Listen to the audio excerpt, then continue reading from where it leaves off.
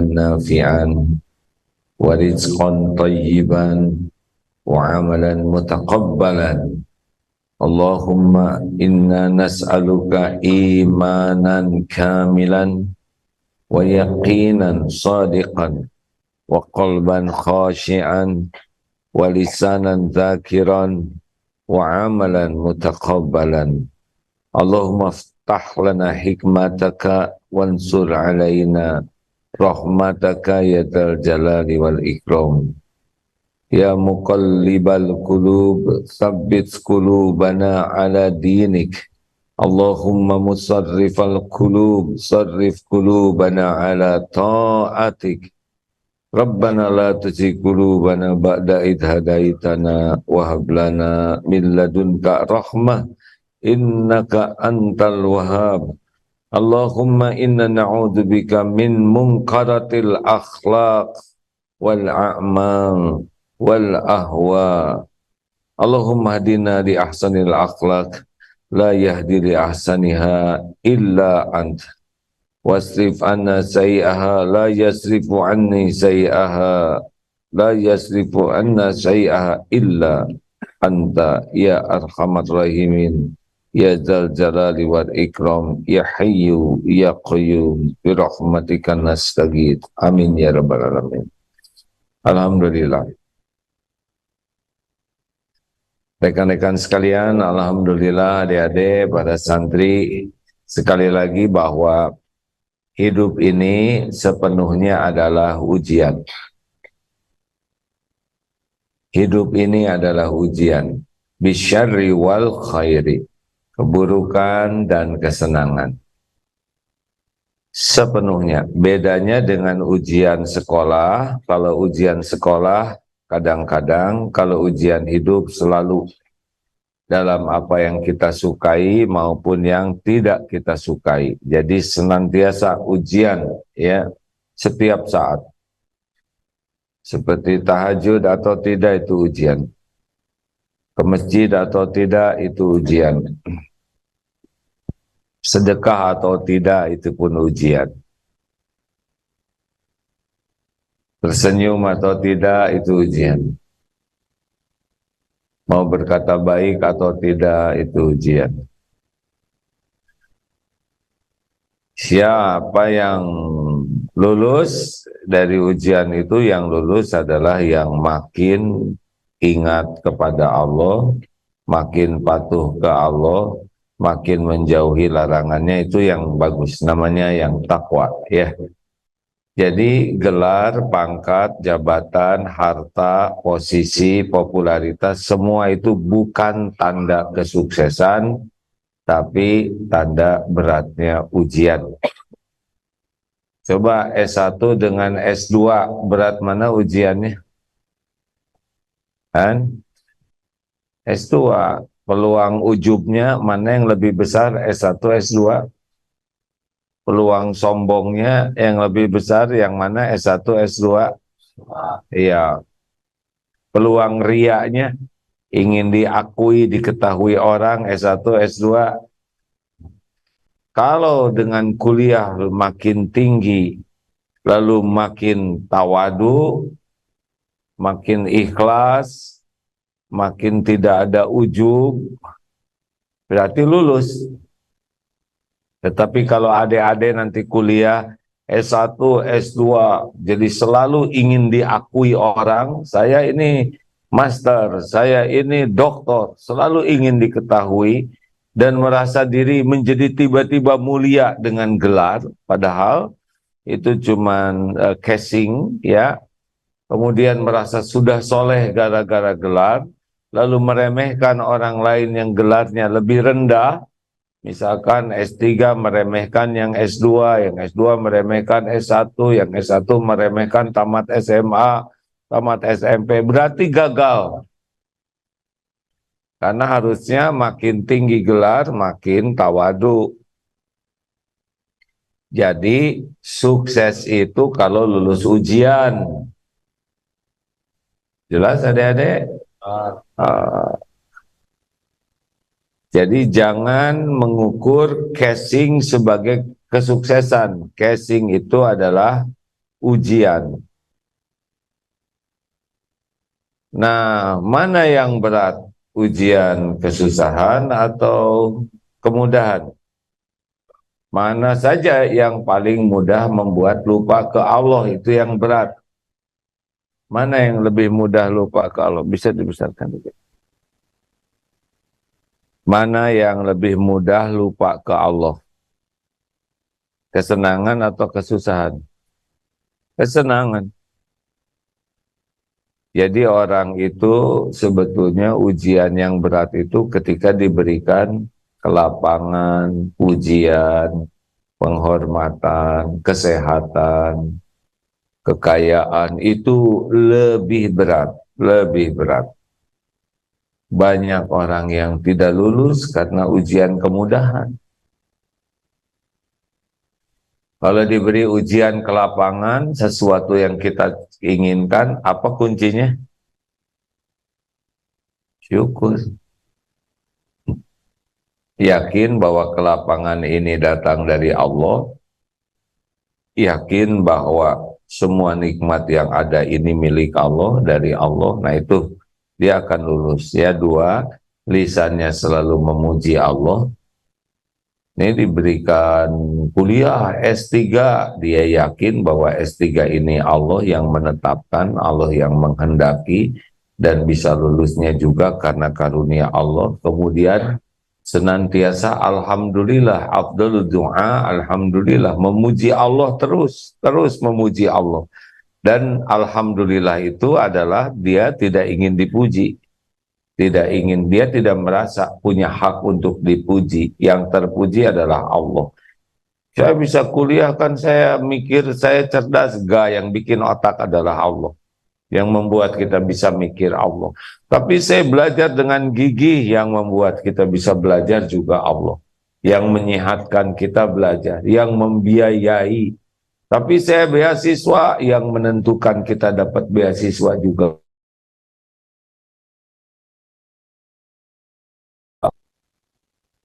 Yang ketiga, masih ingat, syukur itu satu, hati yakin semua nikmat ini adalah milik Allah, dari Allah. Yang kedua, memuji Allah. Yang ketiga, gunakan nikmat yang ada untuk mendekat ke Allah. Jadi diberi harta, banyak sedekahnya, banyak nolong orang, banyak memberi makan orang miskin, sanak saudaranya terpenuhi, anak yatim. Wah, pokoknya diberikan nikmat dan digunakan. Diberi ilmu yang luas, diberi gelar yang tinggi, diberi jabatan, dia sibuk memaksimalkan manfaat yang Allah sukai dari apa yang Allah titipkan. Kening ini ciptaan siapa? Kira-kira syukur kening bagaimana? Banyak bersujud. Orang yang banyak bersujud itu syukuran, nanti ditambah oleh Allah nikmat. Apakah doanya lebih diijabah, hatinya lebih tenang, itu berkah dari orang yang benar-benar menggunakan nikmat yang ada untuk mendekat. Pokoknya nikmat yang ada gunakan sesuai dengan keinginan Allah, itu syukur.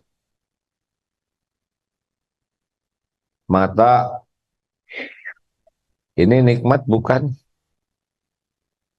Apa kira-kira syukurnya?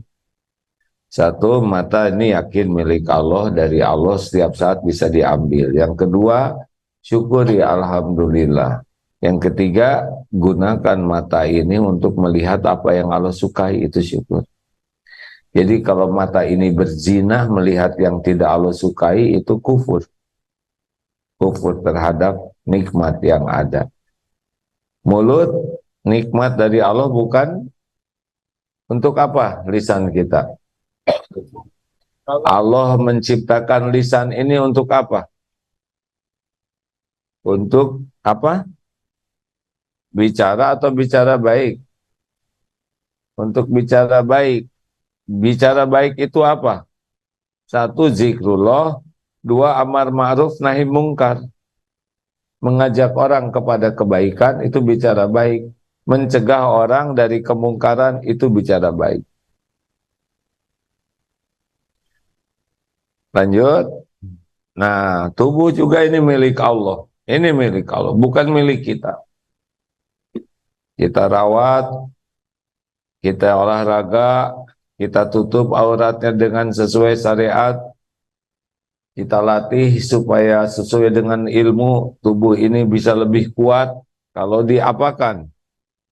Nah, olahraga yang baik dengan niat dan cara yang benar, sambil olahraga, sambil zikir, dan kekuatan yang ada digunakan untuk kuat ibadah, kuat mengabdi ke Allah, kuat memberi manfaat. Itu syukur.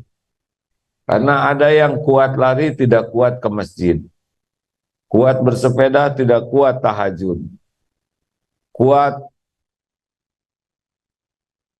berenang tapi tidak kuat mengabdi ke Allah. Ada yang begitu, rugi ya.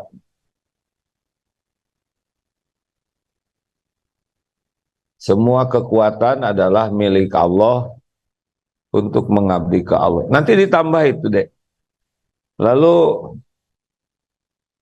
yang keempat, berterima kasih kepada yang jadi jalan nikmat. Asykarukum lillah, asykarukum linnas.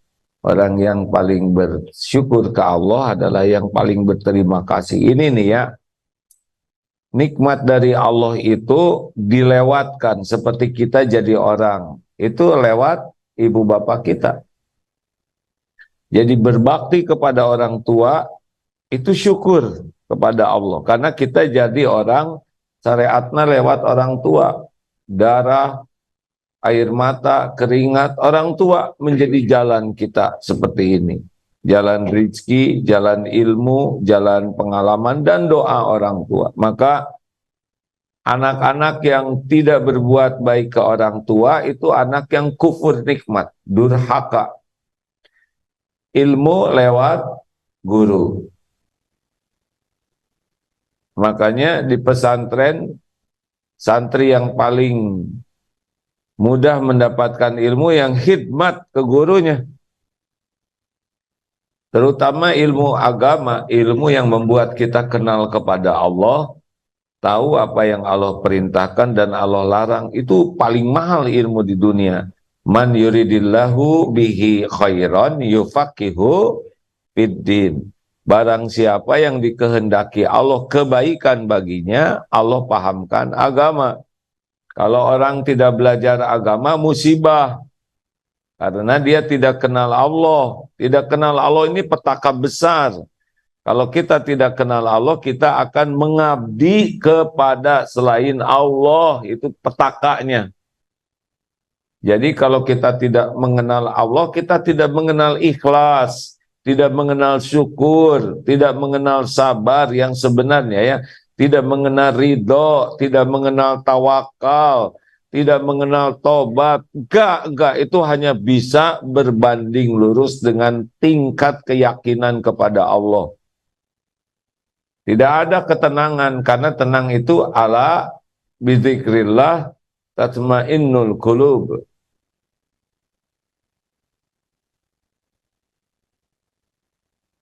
Camkan hanya dengan mengingat Allah, hatimu akan tentram. Kalau tidak belajar agama, tidak mengenal Allah. Tidak mengenal Allah, tidak ingat Allah. Tidak ingat Allah, tidak mengenal tenang dan tentram. Ya, jelas adik-adik. Nah, setiap ilmu agama itu juga ada gurunya. Murid-murid yang senang mendoakan guru, terima kasih ke guru tuh mendoakan, khidmat, hormat, dia membalas kebaikan, setidaknya minimal mendoakan, itu nanti ilmunya ditambah oleh Allah berkah dari rasa syukur. Adik-adik, jangan pernah lalai berterima kasih ya. Jangan pernah. Pokoknya aib bagi kita kalau kita tidak tahu terima kasih. Dengar baik-baik ya. Orang yang tidak tahu terima kasih itu orang yang kufur nikmat. Penghuni neraka sebagian besar perempuan. Ini pada waktu gerhana Rasulullah pernah bermimpi, maaf saya lupa baca hadisnya. Intinya adalah di neraka itu sebagian besar perempuan. Ditanya kenapa? Karena mereka kufur. Apakah kufur kepada Allah? Bukan. Kufur kepada suaminya. Jadi kebaikan suaminya tidak dinilai sama sekali. Nah, ini bisa mencelakakan. Nauzubillah. Terakhir, at-tahadus bin nikmah, menampakkan nikmat. Bagaimana menampakkan nikmat? Jadi, setiap nikmat yang ada kita tampakkan boleh, tapi ada tapinya. Sambungkan bahwa ini milik Allah. Wah, itu mobilnya bagus, wah itu rumahnya bagus. Alhamdulillah, titipan Allah. Nah, langsung ke sana. Kita boleh menyebutkan, sebutkan. Wah, itu perusahaannya sekarang maju terus ya. Ya, ini titipan Allah, milik Allah, amanah Allah. Jangan ragu dan jangan acting menyebutkannya. Ya, Dek. Kalau punya sesuatu, wah itu kamu sepatunya bagus ya, ini milik Allah, dari Allah. Pokoknya apapun sebutkan bahwa ini adalah milik Allah. Itu bagian dari at-tahadus bin nikmah, menampakkan nikmat. Nah, ria itu apa? Kalau ria itu menampakkan, memperlihatkan supaya kita yang dipujinya.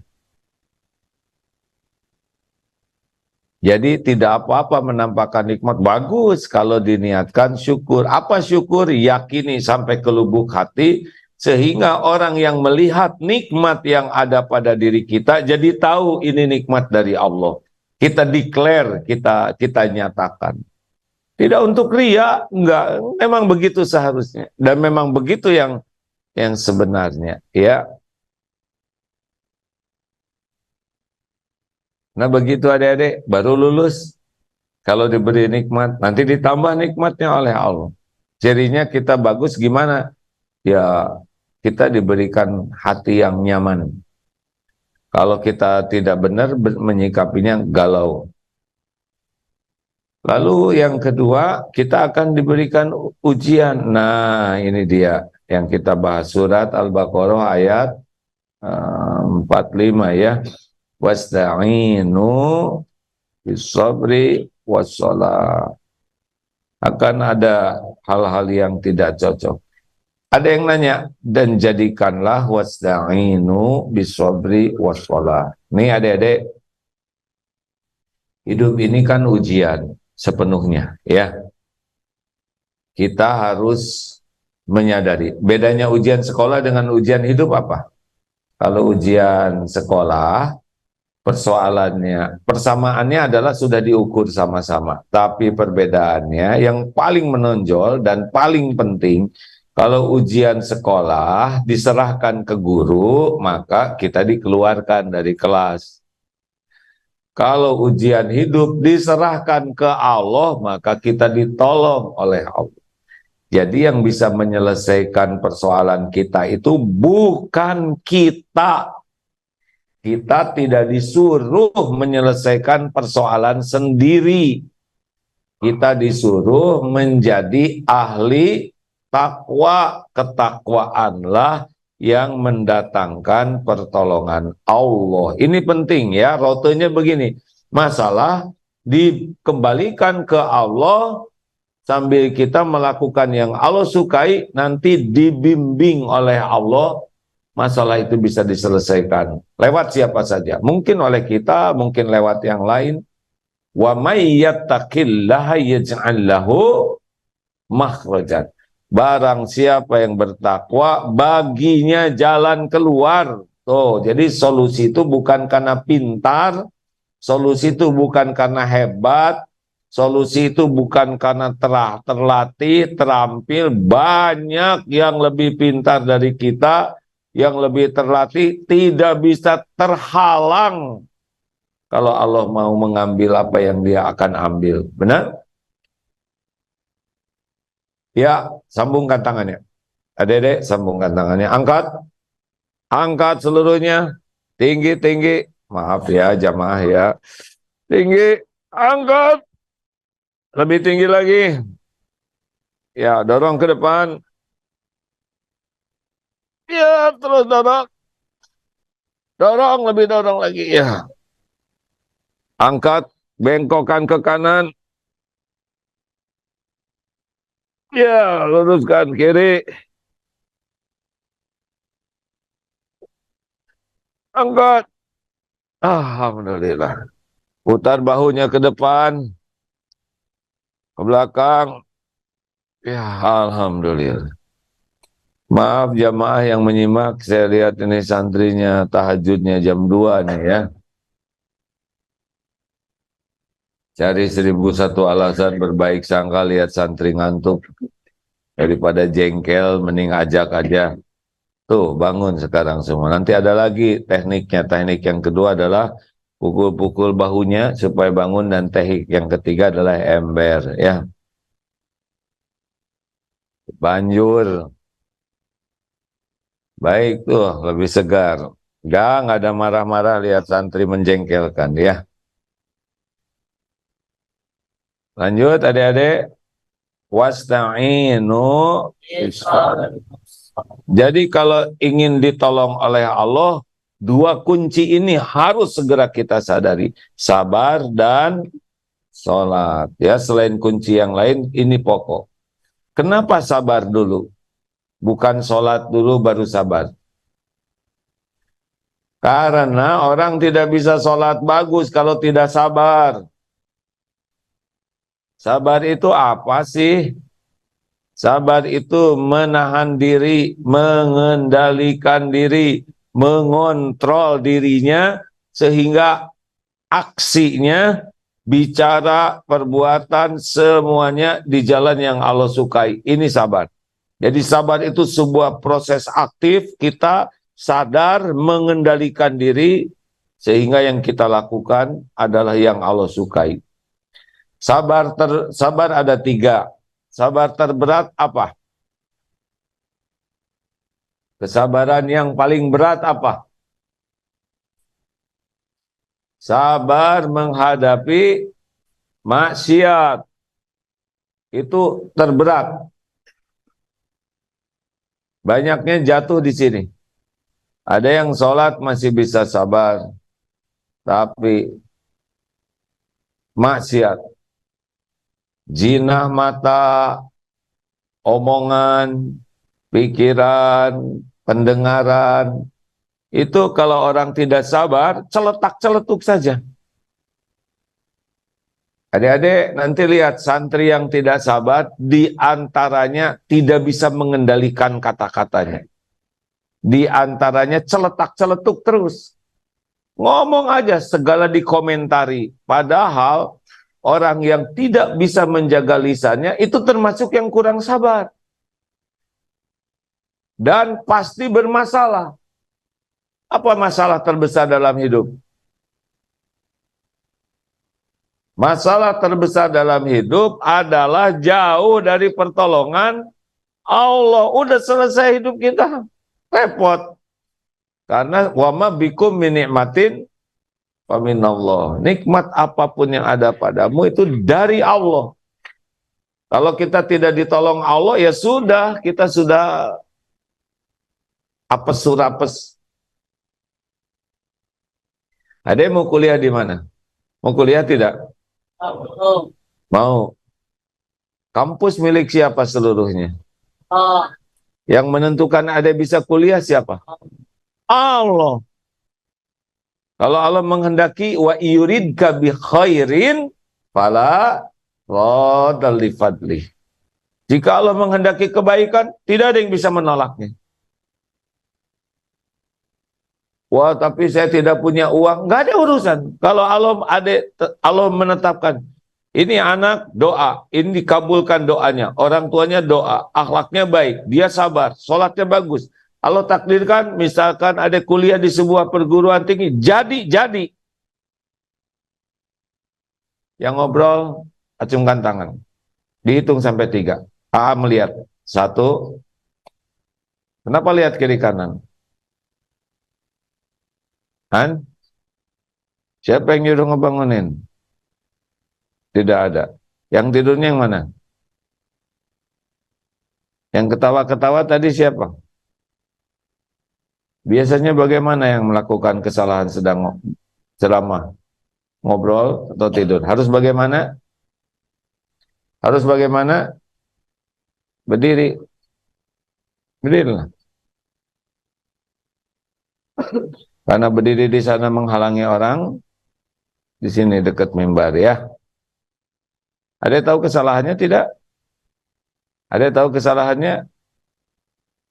Mau bertanggung jawab? Mau bertanggung jawab? Ya silakan berdiri di sini. Pojok sana supaya nggak kalah. Kalau nggak minta maaf, kalau orang bikin salah nggak minta maaf, gimana nasibnya? Bagus tidak? Ya, di sana. Stop. Oh, bagus. Ini hukuman atau bukan? Bukan. Ini adalah mempersilahkan adik-adik mempertanggungjawabkan pilihannya. Karena memilih ketawa-ketawa sedang ceramah, maka konsekuensinya ya begitu. Ada yang merasa bersalah tidak, nak? Apa salahnya? Satu-satu bicaranya. Ketawa. Kenapa ketawa? Oh, jadi senang lihat orang kaget. Ya sudah. Yang kecil ini, kan? Tidur. Jadi dari tadi nggak dengar ceramahnya. Bagian. Ya, cuci muka lah yang kalau ngantuk. Ya. Bagaimana kita maafkan ini? Acungkan tangan yang memaafkan. Alhamdulillah. Terima kasih. Boleh duduk tidak? Jung yang keberatan ini 2 duduk. Jung yang setuju duduk. Oh, makasih. Dimaafkan oleh teman-temannya. Ya silakan kembali. Alhamdulillah. Untung nyebut terima kasih. Kalau nggak berterima kasih berdiri lagi tuh. Ya begini dek. Nanti kalau jadi guru nggak usah marah-marah ya. Pelajaran apa yang diambil dek? Kalau sedang ada pelajaran jangan bercanda. Ya sayang. Walaupun semenit 2 menit. Siapa tahu semenit itu ilmu yang paling manfaat. Lanjut, sampai di mana tadi? Lupa nih. Sabar menghadapi maksiat. Di bawah itu sabar apa lagi? Sabar dalam taat. Itu perlu sabar. Yang bawah sabar ketika menghadapi musibah. Surat Al-Baqarah ayat 45 ya. Wasta'inu bisobri wassalah wa innaha lakabiratun illa alal khashiin. Jadikanlah sabar dan sholat sebagai penolongmu, artinya sabar, sholat, membuka pertolongan Allah. Sesungguhnya wa innaha, yang demikian itu lakabiratun, sungguh berat, illa kecuali alal khashiin, atas orang-orang yang khusyuk, bagi orang-orang yang khusyuk. Jadi kalau ingin ditolong Allah, jadilah orang sabar. Sabar menjauhi maksiat, mata dijaga, itu mendatangkan pertolongan Allah. Mulut dijaga, makanan dijaga. Orang itu masuk neraka, sebagian besar penghuni neraka itu karena 2. 1, lisannya, 2, farjinya. Farji kemaluannya, artinya dia berzina, ya. Pokoknya sebagian besar penghuni neraka itu karena lisan dan farjinya. Kalau sebagian besar penghuni surga karena ketakwaan dan akhlaknya. Ini sabda Rasulullah SAW. Jadi adik-adik ingat ya, mungkinkah begini. Jadi orang-orang yang tidak sabar dengan maksiat, dia jauh dari pertolongan Allah. Bisa dipahami? Jadi yang ngomongnya ngomong terus, segala diobrolin, segala diceritakan, segala dikomentari, segala ditanyakan yang tidak manfaat, segala diperdebatkan. Akan ada yang, nah ini jauh dari pertolongan Allah. Kenapa? Karena dia tidak sabar. Jadi kalau mau ditolong oleh Allah, sabar dalam menjauhi maksiat. Untung santri nggak bawa HP ya di sekolah ya. Ya alhamdulillah, lebih aman. Santri yang tidak bisa jaga diri, itu hidupnya akan berat. Kenapa berat? Jauh dari pertolongan Allah. Hidup berat, hidup susah, itu jauh dari pertolongan Allah. Kalau Allah memudahkan, loh ada tuh orang itu, dia sholatnya jelek, jarang ke masjid, ngaji jarang, tapi kok mudah-mudah aja urusannya. Ini namanya istidraj. Dimudahkan oleh Allah, diberi, dilancarkan, tapi membuat makin lupa ke Allah. Makin lalai, makin sibuk dengan dunia, makin sedikit zikirnya, makin rusak sholatnya. Pokoknya ibadahnya makin berantakan, itu bukan sukses. Itu istidraj, ya. Diberi oleh Allah untuk menambah keburukannya, kesesatannya, kejauhannya dengan Allah. Jangan terkagum-kagum kepada orang yang tidak beribadah, kemudian dikasih dunia. Penjahat juga banyak yang dikasih kekayaan, benar?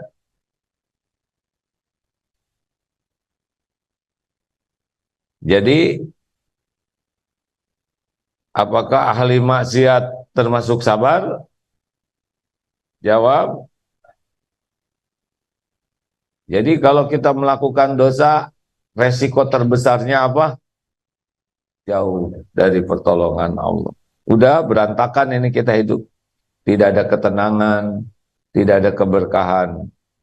Allah tidak menciptakan bahagia dalam maksiat, tidak menciptakan bahagia dalam dosa. Lanjut.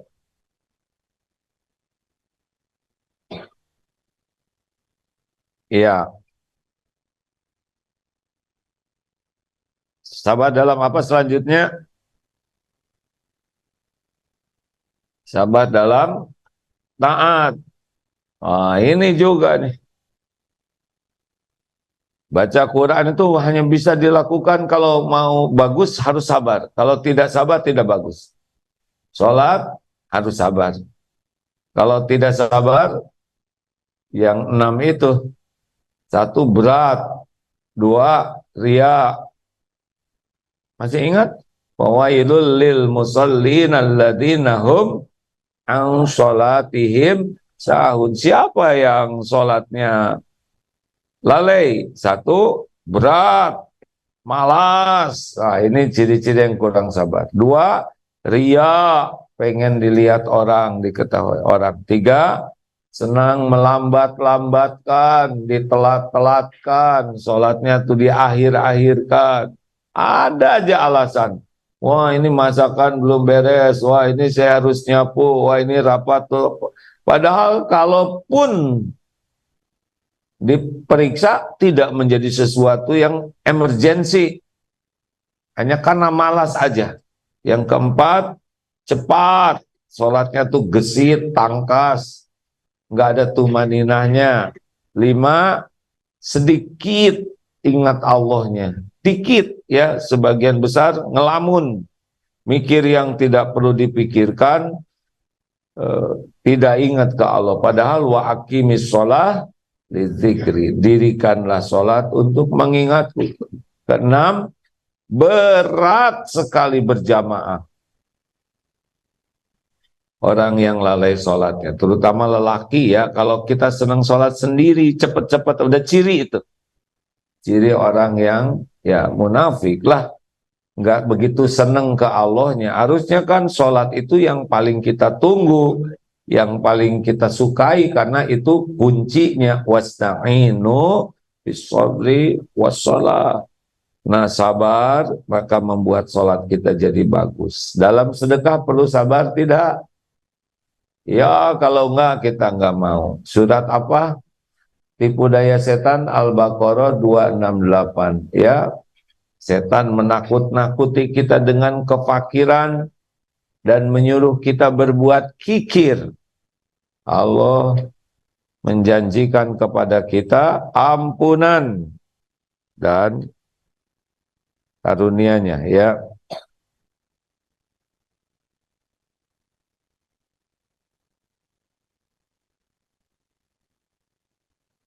Alhamdulillah. Jadi adik-adik, sabar yang kedua ini dalam melakukan ketaatan. Tahajud harus sabar. Kalau nggak sabar, ya mau tahajud, tahajudnya juga suratnya yang pendek-pendek aja, ya kan? Saum harus sabar. Kalau nggak kuat saum. Yang lain-lain kuat, saum nggak kuat. Dan yang ketiga, sabar dalam menghadapi musibah, ya. Bagaimana tahan diri dari berkeluh kesah? Semua musibah ma'asaba bi musibatin illa biiznillah. Semua musibah terjadi dengan izin Allah. Wa may yu'min billah yahdi qalbah. Barang siapa yang yakin ke Allah, Allah ngasih petunjuk nanti di hati kita. Wallahu bikulli syai'in alim. Dan sesungguhnya Allah Maha mengetahui segala-galanya. Udah jalanin aja. HHN. Apa HHN? Hadapi, hayati, nikmati. Apakah ujian yang menimpa kita sudah diukur Allah? Mungkinkah Allah zalim kepada hambanya? Tidak. Apakah setiap masalah untuk kebaikan kita? Hah? Semua masalah ujian hidup untuk kebaikan kita. Tidak ada untuk menghancurkan. Semua nabi diberi ujian oleh Allah. Menambah kemuliaannya. Nah, adik-adik sekalian, apakah ujian ada akhirnya? Hujan pasti berhenti. Badai pasti berlalu. Malam pasti berganti jadi siang. Ciri dekatnya siang, pekatnya malam. Makanya kalau lagi pahit-pahit, fa inna ma'an usri yusran, inna ma'an usri yusra. Bersama kesulitan ada kemudahan. Jadi aslinya gini, satu kesulitan itu diapit oleh dua kemudahan. Jadi kalau kita lagi sulit, ingat aja, ini ada dua yang mengapit kemudahan. Fokusnya kepada jalan keluar, jangan kepada masalahnya. Semuanya insya Allah ada waktunya, ya. Sabar, jangan dagang penderitaan, jangan curhat di medsos, jangan pamer kesengsaraan, tahan. Itu ciri orang yang tidak ridho kepada Allah. Tahan, semua sudah diukur oleh Allah. Semuanya ada waktunya. Kembalikan ke Allah, banyak taubat. Karena kepahitan diundang oleh dosa kita sendiri. Ya, nanti ada waktunya selesai. Tenang saja. Sabar. Sabar. Allah tahu siapa yang sabar. Innallaha ma'as-sabirin. Sabar. Adik-adik, sabar. Ada waktunya. Hidup ini memang begini. Yang pasti sukses, yang sabar. Karena sabar sangat dicintai oleh Allah Subhanahu wa Ta'ala. Solusi itu diberikan kepada yang sabar. Mohon maaf ini kepada semua yang menyimak. Tidak bisa selesai sampai jam 6 ya. Karena ada tugas yang harus ditempuh dulu. Adik-adik, ingat baik-baik, hidup ini hanya adalah ujian sepenuhnya dan ketakwaanlah solusinya. Ingat ya, bukan pintar, bukan hebat, bukan jagoan, bukan terlatih. Kita harus berusaha pintar. Kita harus belajar dengan sungguh-sungguh. Tapi semua itu adalah ibadah, amal soleh. Yang menguasai takdir adalah Allah, bukan ikhtiar kita. Ikhtiar adalah ibadah. ihris ala ma yanfa'uk wasta'in billah wala ta'jaz. Sungguh-sungguhlah, all out lah, habis-habisanlah dengan apa yang manfaat dunia dan akhirat. Dan doa sekuat tenaga. Ini satu paket. Tidak boleh ikhtiar saja, nggak pakai doa. Jangan juga doa saja, nggak pakai ikhtiar. Dan jangan lemah. Semangat terus. Tapi kita tidak bersandar kepada ikhtiar. Bersandarnya kepada Allah. Enak hidup seperti itu. Jadi maksimal dalam hidup ini, ya. Terima kasih adik-adikku yang baik. Jangan bercita-cita hidup ditolong Allah bagi yang tidak sabar, bagi yang tidak serius memperbaiki sholatnya. Ingat, bukan mengerjakan sholat, tapi mendirikan sholat. Apa sih mendirikan sholat? Niatnya pasti bagus untuk mengabdi ke Allah. Karena banyak yang sholat, tapi asal sholat saja. Dan hadir serta menghayati setiap bacaan gerakan sholat, hadir. Jadi tidak lalai. Dan menghayati yang dibaca, pasti jadi zikir semuanya. Makanya sholat yang bagus itu full dari awal sampai akhir zikrullah. Semoga Allah mengaruniakan kepada kita kesabaran, sholat yang khusyuk. Allahumma hdina li ahsanil akhlaq. Allahumma ati nufusana taqwaha wa zakiha anta khairu man zakaha anta waliyuha wa maulaha. Ya Allah, anugerahkan kepada kami jiwa yang takwa. Sucikan jiwa kami ya Rabb. Engkaulah sebaik-baik yang bisa mensucikan. Engkaulah pelindung dan penolong kami. Taqabbal minna ya arhamar rahimin. Innaka antas samiul alim. Amin ya rabbal alamin. Hadirin warga Jakarta dan sekitarnya yang memungkinkan hadir, ada dua kegiatan yang dekat. Insya Allah hari ini di Blok M di Pasaraya jam 9 bisa berkumpul di sana. Ada Ustadz Sofat dan bagian jam 10. Kemudian hari Ahad di Masjid Atin, ya biasanya di Istiqlal, tetapi ada kegiatan yang bersamaan. Jadi untuk kali ini pekan kedua di Atin. Di mana Atin tuh?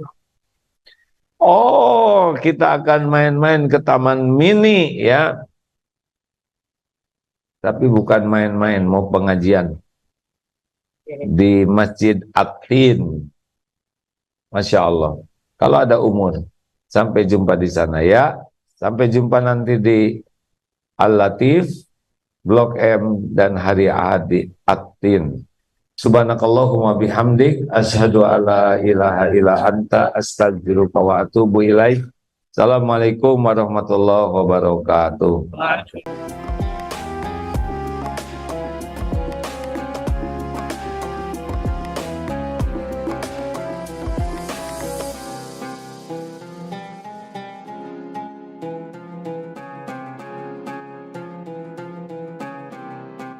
Jangan lupa, saya bilang sekalian, terus berlangganan di Darut Tauhid Official.